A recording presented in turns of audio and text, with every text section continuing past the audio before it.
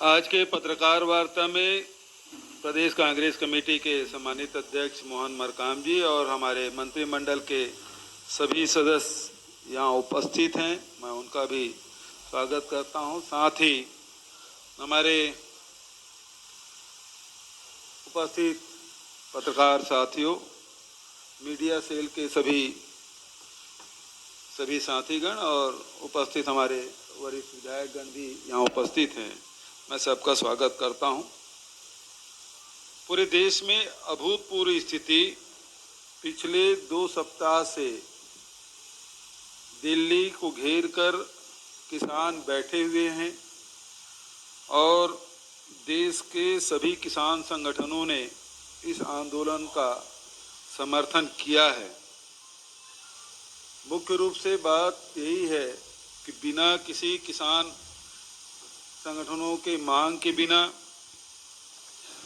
किसी राजनीतिक दल के विचार विमर्श करके 3 जो काले कानून बनाए गए हैं, जिसे तथाकथित रूप से भारतीय जनता पार्टी किसानों के हितैषी कानून बताते हैं, जबकि ये पूंजीपतियों के लाभ के लिए बनाया गया कानून, जिसमें मंडी एक्ट को भी ख़त्म किया जा रहा है। दूसरा जो कॉन्ट्रैक्ट फार्मिंग और तीसरा जो आवश्यक वस्तु अधिनियम को विलोपित करने के 3 कानून जो बने हैं, ये सीधा 62 करोड़ से भी अधिक किसान इस देश के जो अन्नदाता हैं उसके खिलाफ ये काले कानून हैं। इसका विरोध हम लोगों ने शुरू से किया। इससे किसानों का भला नहीं होने वाला है। यदि आप निजी क्षेत्र में यदि मंडी देना चाहते हैं, हम विरोध नहीं करेंगे, लेकिन एक कानून आप बना दीजिए, एक लाइन और जोड़ दीजिए कि कोई भी चाहे मंडी हो या मंडी के बाहर निजी मंडी हो या पैन कार्डधारी हो, वो समर्थन मूल्य से नीचे खरीदी नहीं करेंगे और सरकार पूरे देश में समर्थन मूल्य में अनाज खरीदी की व्यवस्था करे। लेकिन केंद्र सरकार के हठधर्मिता, अनेक दौर के बैठक केंद्रीय मंत्रियों के साथ होने के बाद भी हजारों लाखों किसान सड़कों पे बैठे हैं। पानी की बौछार और अश्रु गैस लाठी चार्ज करने के बाद भी डटे हुए हैं। इसका पूरा समर्थन कांग्रेस पार्टी ने अखिल भारतीय स्तर पर किया हुआ है। छत्तीसगढ़ में भी कांग्रेस पार्टी ने इसका समर्थन किया। साथ ही विधानसभा में भी हम लोगों ने विशेष सत्र बुलाकर ये मंडी अधिनियम है, इसमें जो हम अपने छत्तीसगढ़ के किसानों के हित में कर सकते थे, वो हमने प्रस्ताव पारित किया। कांग्रेस पार्टी हमेशा किसानों के साथ खड़ी रही है। एक समय था जब देश में अनाज की कमी थी और इंदिरा जी के आह्वान पे पूरे देश के किसानों ने हरित क्रांति का आंदोलन चलाया और आज स्थिति ये है कि पूरे देश के जनता को 3 साल तक के अनाज की आपूर्ति की जा सकती, इतना एफसीआई के गोडाउन में अनाज भरा है। ये मेहनत कश किसानों के वजह से हुआ है और आज वही किसान आंदोलन करने के लिए मजबूर हैं, बाध्य हैं, क्योंकि अनाज की कोई कीमत नहीं मिल पा रहा है। बिहार में 700 और 800 रुपये क्विंटल में धान बिक रहा है। हमारे पड़ोसी राज्यों में भी 1000-1100 रुपये क्विंटल बिक रहा है। और ऐसी स्थिति में जब समर्थन मूल्य आप 1850 रुपया आपने प्रति क्विंटल किया हुआ है, तो फिर अन्नदाता 800 रुपये में कैसे बेच रहे हैं? जो कानून आप बना रहे हैं वो कानून 2006 में बिहार में पहले से लागू है। आपने वहाँ एपीएमसी कानून को समाप्त कर दिया, मंडी को समाप्त कर दिया और सबसे बुरी हालत यदि कहीं है किसानों की तो बिहार में है। वहाँ 700 और 800 रुपये क्विंटल में धान बेच रहे हैं। तो यही हालत पूरे देश में होने वाला है। आज छत्तीसगढ़ में भारत सरकार कहती है कि समर्थन मूल्य का लाभ केवल 6% किसानों को मिलता है, जबकि हम दावे के साथ कह रहे हैं कि छत्तीसगढ़ में 94% किसानों को धान का समर्थन मूल्य मिल रहा है, मक्के का समर्थन मूल्य मिल रहा है, गन्ने का समर्थन मूल्य मिल रहा है और यहाँ हमने खरीदी की व्यवस्था की है।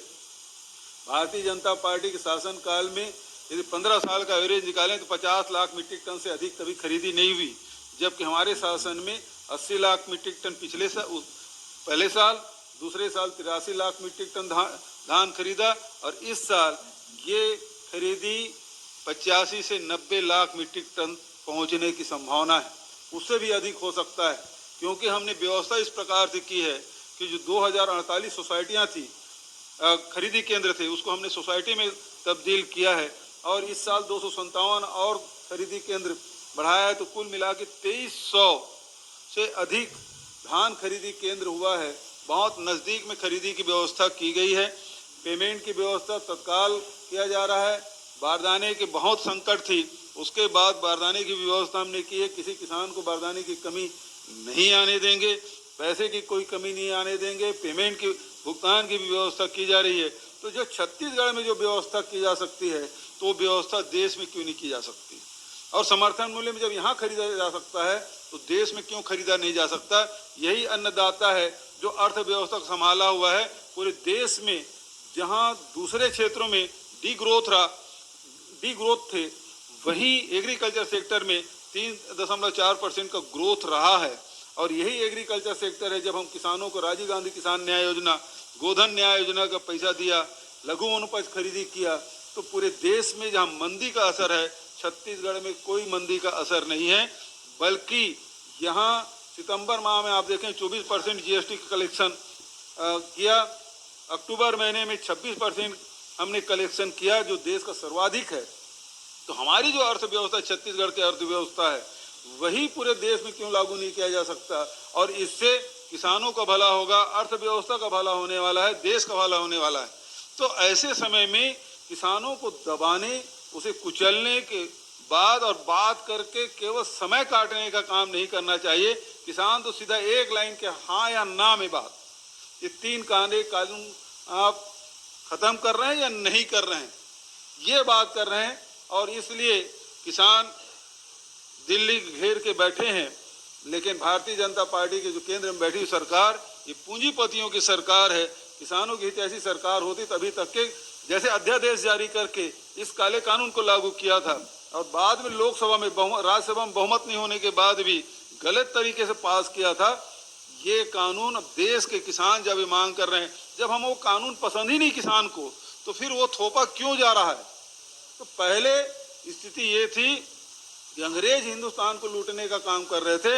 अब ये केंद्र में बैठी हुई सरकार के जो पूंजीपति साथी हैं, वो देश के किसानों को लूटने की कोशिश कर रहे हैं। अभी तक के आपने ट्रेन को, रेलवे स्टेशन बेचा, हवाई अड्डा बेचा, जितने पेट्रोलियम कंपनी है उसे बेच रहे हैं, जितने भी नवरत्न, चाहे वो नेहरू जी के समय, इंदिरा जी के समय, राजीव जी के समय जो बने थे, उसे बेचने से आपका मन नहीं भरा।